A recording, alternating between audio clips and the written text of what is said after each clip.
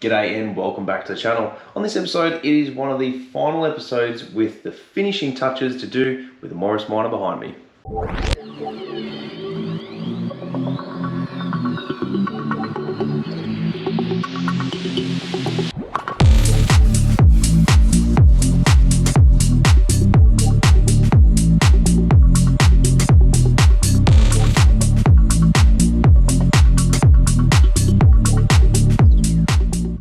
Alright folks, so welcome back to the channel. Like I said, this is one of the final episodes of the Morris Minor build that we've had in the shed for the last 9 months. Anyone out there who has had a kid knows that it takes 9 months to grow one, and essentially I've been growing this baby behind me for the last 9 months.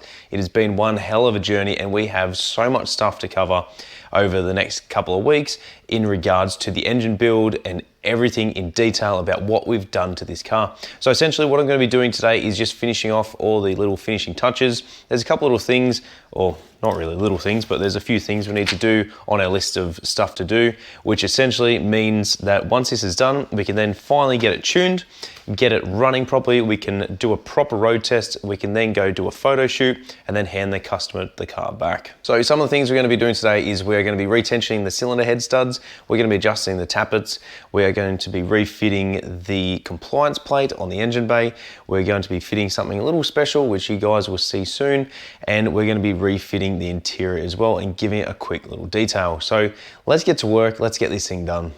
Alright folks, so first thing I'm going to be doing is removing the rocker cover. We are going to retension the cylinder head stud nuts, so just down here all the way along, all 9 of them we're going to do, and then we're going to readjust the valve clearances. It is important that after doing an engine rebuild, you generally give it a couple of heat cycles or around 500 to 1,000 kilometers before you then retension it. We're just going to retension it because I have run it through probably 3 or 4 heat cycles at the moment. We do need to get the carbies properly tuned, which is going to happen on the weekend. So we're going to retension them and then move on to the next job. All right, so next thing we need to do is attach this coolant temperature line. So I do have a steel cable tie here, so I'm going to use that, but I do also need to get more. So what I'm going to do for now is I'm going to wrap it around here.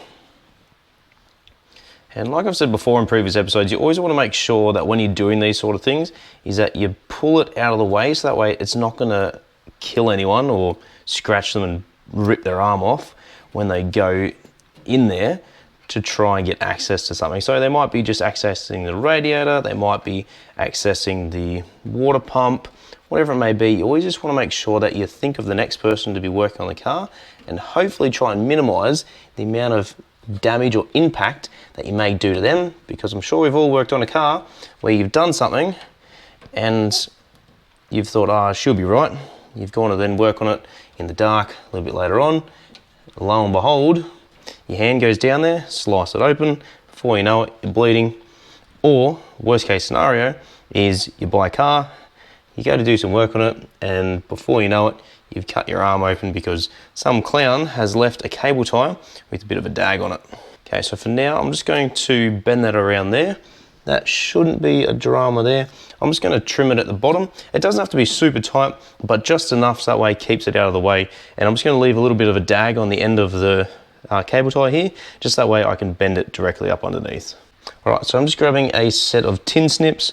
I'm just going to cut this, give it a little bit of length, not too much at the end, but just enough so that way I can bend it over. All right, so now that's on there, it's out of the way. I do need to obtain another one, which I'm just gonna wrap around here. I'll either get it from Bunnings or Super Cheap Auto. Now, on to the next job. All right, Tomo's tech tip, get yourself an automatic pin punch. Essentially, you can get ones that have a spring in here. It'll just be a normal shaft with just a steel end, and you just hit it with a hammer. Or in this case, what you're gonna be doing is just applying the tipped end to where I've already got it marked. We are going to align it as close as we can to the center, give it a push, bang, that's going to center punch the hole. Just enables you to drill a hole nice and square to where you're trying to. So there's probably purists out there going, what are you doing? You can't do this. You can't be putting it here. Well, you know what? I am, simply because the original one was fitted a little bit further down underneath the firewall. So I just want to make sure that this one is going to be nice and presented and it's going to be easy to see. So essentially this one is going to go directly here. We're going to drill it out using a 4mm drill bit, and then we're going to get some rivets and apply it to there. Now, I know they're only small drill bits, but we're just going to do a 2mm pilot hole, and then we're going to drill a 4mm hole for it to go in. Now, Tomo's tech tip is that when you're using a drill, you just want to be going nice and slow. You don't want to be going absolutely hammer and tongs. Otherwise, you can run the risk that it slips, or even worse, it breaks the drill bit, and then you cause even further damage to the component that you're trying to drill. All right, once the pilot hole's been drilled, I'm just getting a 4mm drill bit just to make the hole a bit bigger so we can fit the rivet in there. So it's just important as well to go nice and easy and just make sure that anything you're drilling through, that there's nothing on the other side that's going to cause severe damage to it. Now, as it was my birthday the other day, I bought myself a large Ryobi compressor. So we're just going to clean away any of the debris.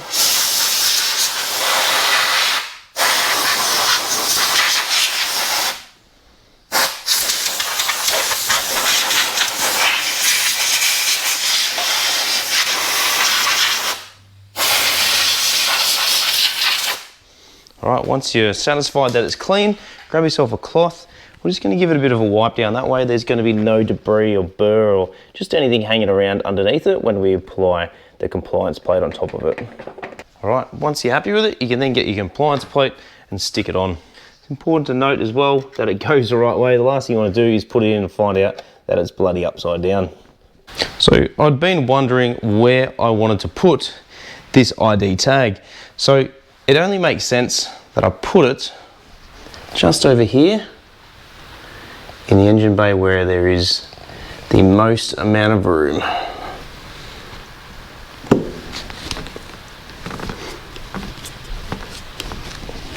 All right, so we are in the interior of the Morris at the moment. I realized that I literally had to put in one piece of carpet, so there was no real point in me going through and showing you guys how to do that because it's literally lay it down and that's it.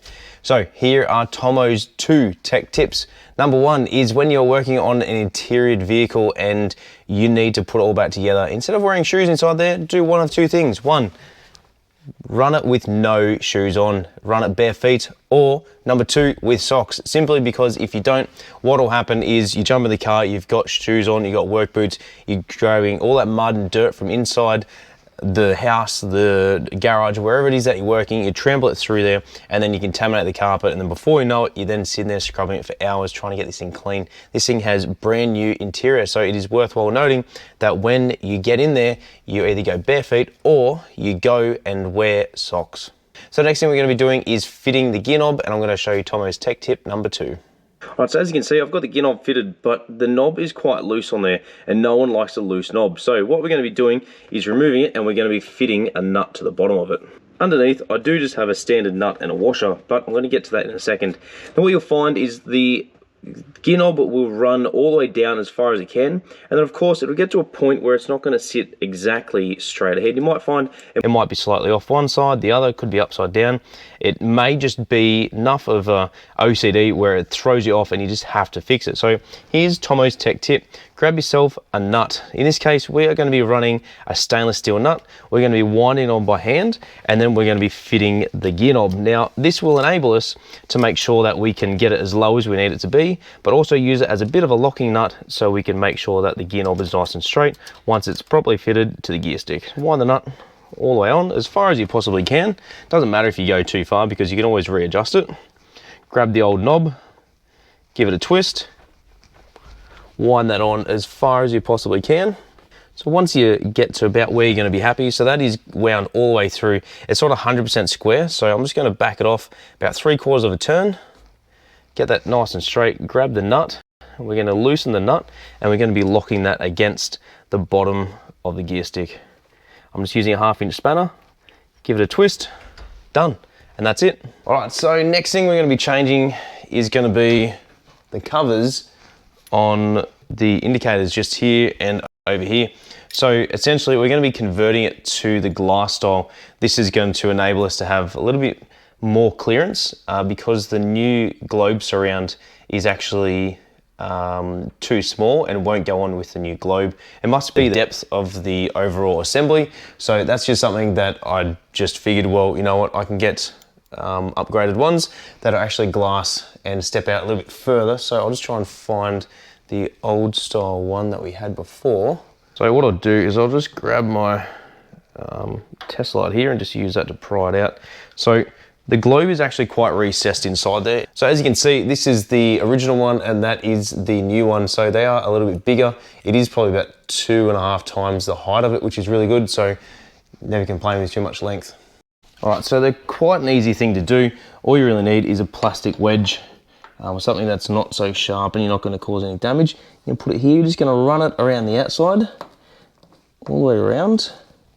That way the rubber will seat around the outside of the globe housing itself. So in our case, it's the glass part. Just run it all the way around until it's clipped all the way in, which that's how it is now. Terrific. So that sits there. And then we have the locking ring that just goes around the outside and that'll just sit in there exactly the same. It's worthwhile noting as well that when you do this, you do need to run the locking ring. Otherwise, if you don't, there's a pretty high risk that you hit a bump or hit something and the globe assembly will just fall out altogether, which is the last thing you want, especially after you've just gone and spent all this money getting the parts itself. Yeah, so you just got to apply a bit of pressure to it as well. Because I deal with minis and my Clubman is completely different. This is all just new to me, but just using a really soft screwdriver. In my case, it's just a plastic trim wedge. That'll just help to ensure that you don't damage the seal when you're trying to put it on. Cool, and that's it. Cool, all right, so we've done one. It's time to do the other.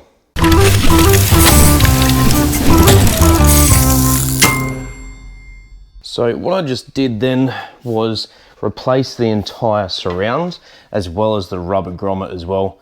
The old style setup wasn't too bad, but I figured, you know what, if we've changed one, it comes as a whole assembly, so you can buy the glass, the locking ring, the rubber housing, as well as the globe holder and the globe all as one. So there's no point not changing it simply because it'll match both sides if you do change it, but if you don't, then obviously you're gonna have an old and a new one. So for the factor of a couple of bucks, you might as well change it both sides. So before we go ahead and reassemble it, it's also worthwhile noting as well, and Tomo's tech tip, before you put anything back together, always ensure that you're testing the equipment before you use it. Otherwise, what'll happen is you'll go to put it all back together, you'll go to fire it up, you'll turn it on and find out that it's not gonna work the way that you want it to, and have to pull everything back apart and start again. All right, here we go. So ignition on, sweet. So I've got the park lights at the front wired up to be on the brightest setup, simply just because we can enable it to allow extra brightness when it's on the Parkers. Now, as you know, Parkers don't generally have a great deal of brightness, so I figured, well, you know what, let's just wire it up to the largest setting or the highest voltage, therefore it'll be giving off the most amount of light. Now, this thing at night, I wouldn't imagine to be overly good, and someone in the comment section can please let me know.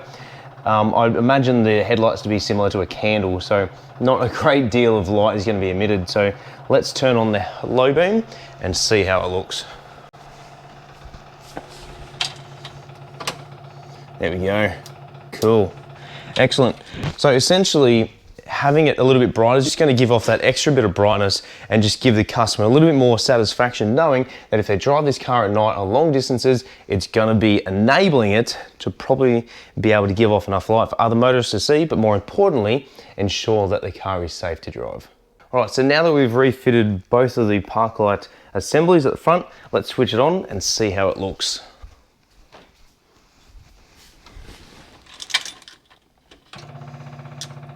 Fabulous. How good is that?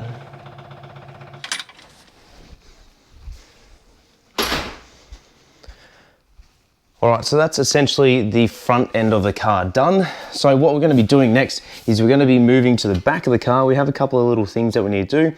Other than that, I'm going to go and clean up the engine bay, give it another wash. I did get my father-in-law to polish it not too long ago, so it was super handy for him to be able to come around and detail this thing, and it's come up $1 million.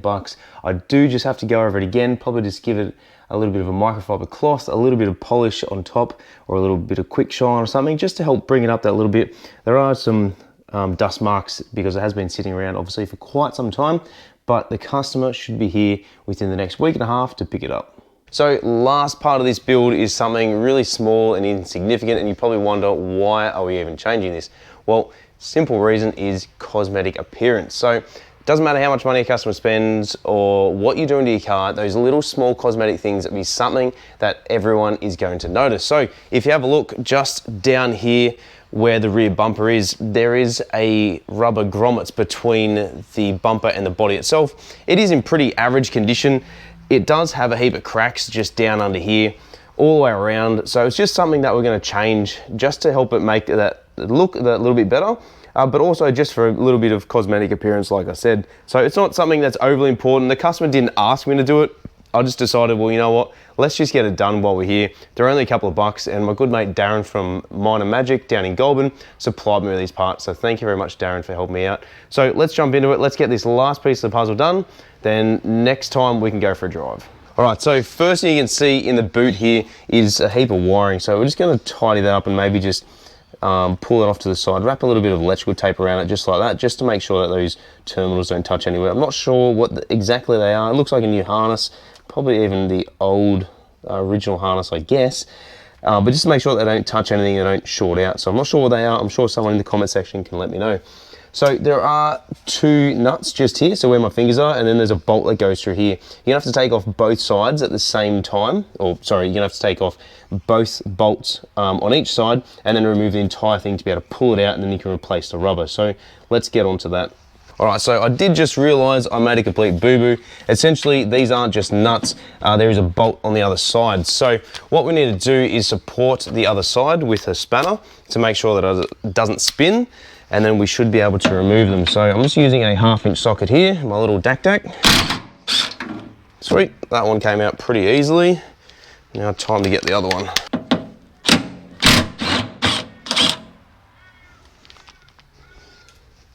So those bolts should now push all the way through to the other side. Okay, so they appear to be part of this panel just here where my finger is. So I'm just gonna have a look on the other side. Okay, so it's a plate that runs from here to here on the other side. So we should just be able to tap it out with a soft face hammer. All right, so the hammer of choice is my leather / copper hammer. Let's see if we can get it in there. All right, so to save any damage to it, I'm just gonna grab a brass drift and give it a couple of taps.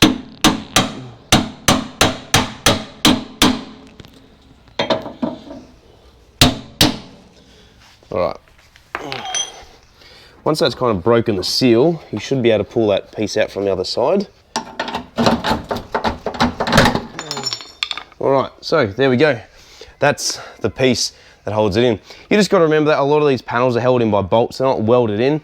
So anything that you remove is likely to move the entire body panel itself. So just be super aware that when removing these sort of things, you don't bend and flex the panel too much and cause it to come away from the body. So now we're just going to jump onto this bolt here. So this one is slightly bigger. We're just going to use a 9/16 for this, and then do the same underneath and just hold it using a spanner.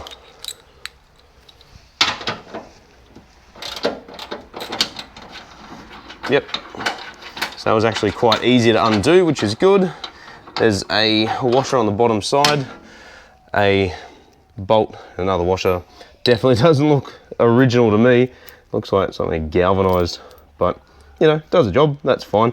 So now onto the other side and then we can remove it. All right, so one thing I did notice is someone's replaced this side with just straight bolts, which isn't the end of the world, but it definitely doesn't have that support bracket in behind there. And by the feel of it, yeah, so it's just a standard bolt, doesn't even have a washer. So we're gonna put a washer on either side just to make sure that the clamping force is a little bit squarer. And they're actually two different size bolts, which is quite annoying because you obviously need two different size sockets to be able to get it out. And that one wasn't even tight. So this is what you get for working on people's cars that have been touched by other people that haven't been assembled correctly. So a lot of the things that I do on my channel are the way that I do them. A lot of people probably don't agree with them. They probably think, oh, you're doing that wrong. You shouldn't be doing this. You need to be applying that much torque to this bolt, blah, blah, blah. There's a specific sequence in which you need to do it. This is the way in which I was not only taught, but also the way that I find easiest to do. So my videos are all about DIY, but also they are the way in which I do them as a seasoned light vehicle mechanic.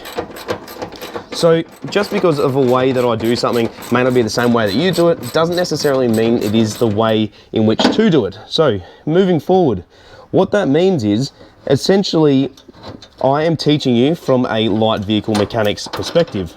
So this is the way that we were taught to do it.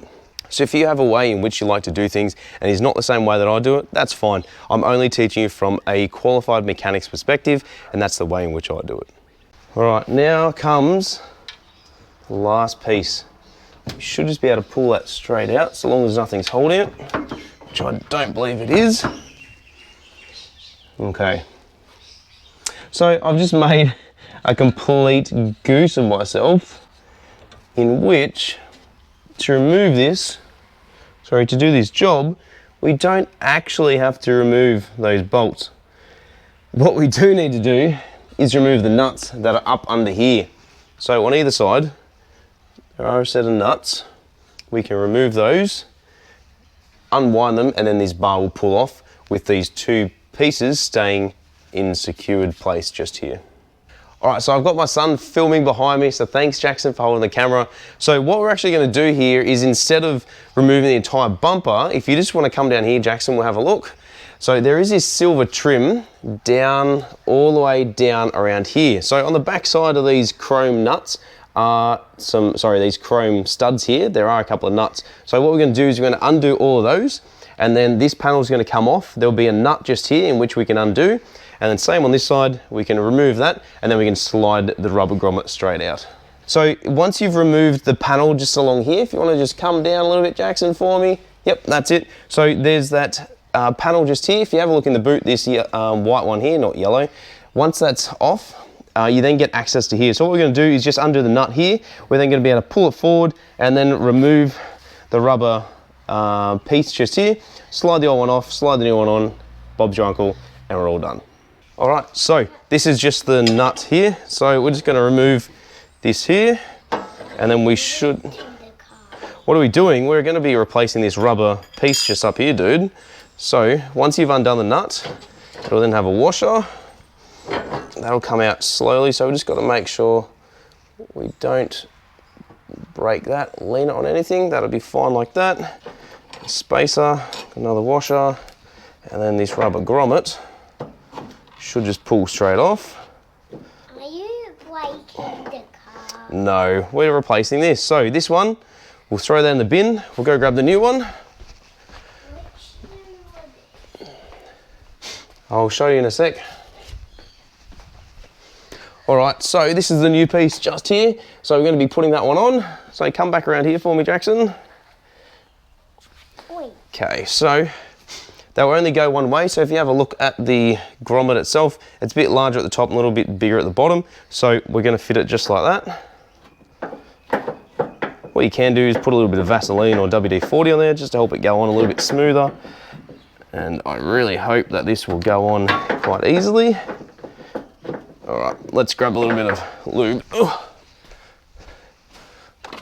So just gonna grab a bit of WD-40 here, just to spray it on here. Well, that's what helps it go on a little bit easier. So a little bit inside there. There we go. That's on there. Find its right position, which should be about there. All right, so we've got the rubber grommet on. We've got our spacer washer. Next up is, love you, dude. Next up is the rectangular piece, followed by the bar itself. So because we loosen those off, it's just going to be a little bit awkward to be able to put it back on there.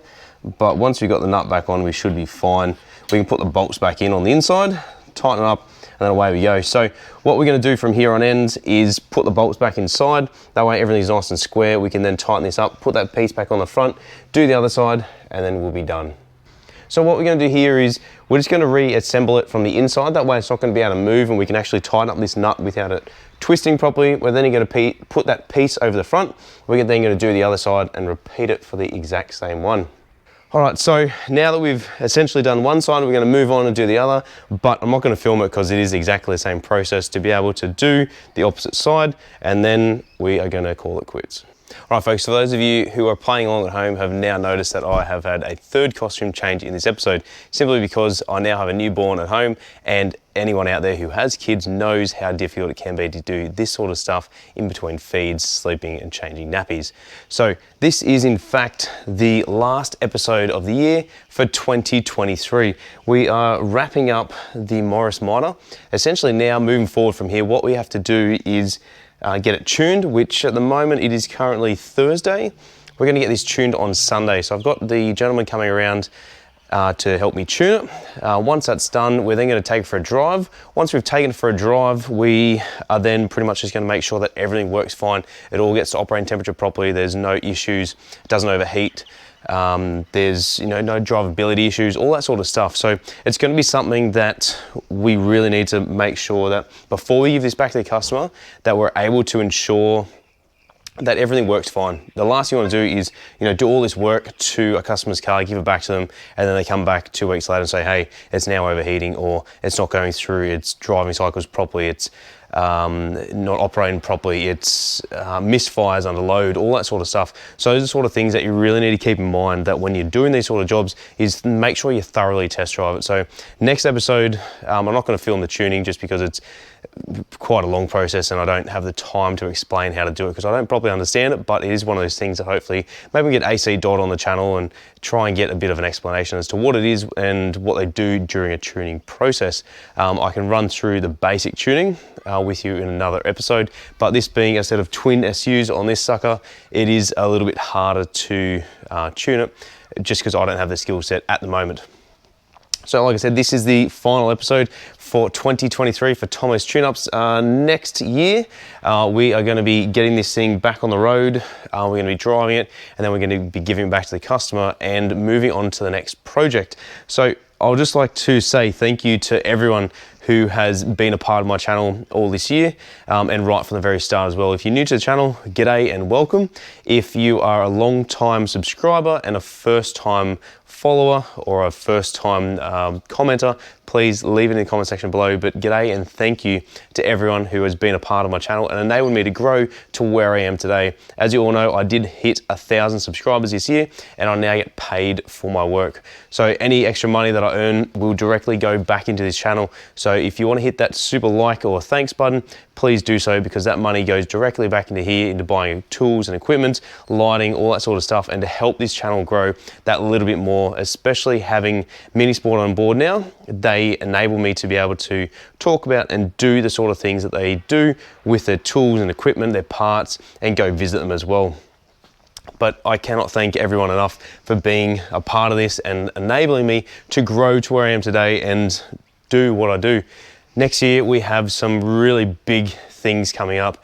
To kick off the year, we're going to be working back on IGs. So anyone that hasn't already, make sure to check out the link in the description above, whichever side it is, to IGs, the 1275 Classic Mini Ute. We're going to be doing a couple of things to that. I've got some things I need to do to grace, some components, some upgrades, and anyone that's seen in the comments section, anyone that's seen in previous videos might know what I've got coming up in the next year. But if you don't, maybe there's some Easter eggs in there. You might just have to troll through all my videos and figure it out. But it's going to be an exciting year. And once again, guys, thank you very much for being here. I will likely release a video on Christmas Day. I haven't decided what I'm going to do yet, but it's just going to be something to showcase what we've got coming up. Might be a rally, might be a drive, might just be a chat. I'm not entirely sure yet. So at the time of filming, it is a couple of months before Christmas, but I'm leading up to it. So I'm just taking this time now with my new daughter to be a part of her life and ensure that everything travels smoothly for the next couple of weeks. So thank you very much for being a part of the channel. Hope you guys have a Merry Christmas and a Happy New Year, and we'll see you right here in 2024 for another episode of Tomo's Tune-Ups.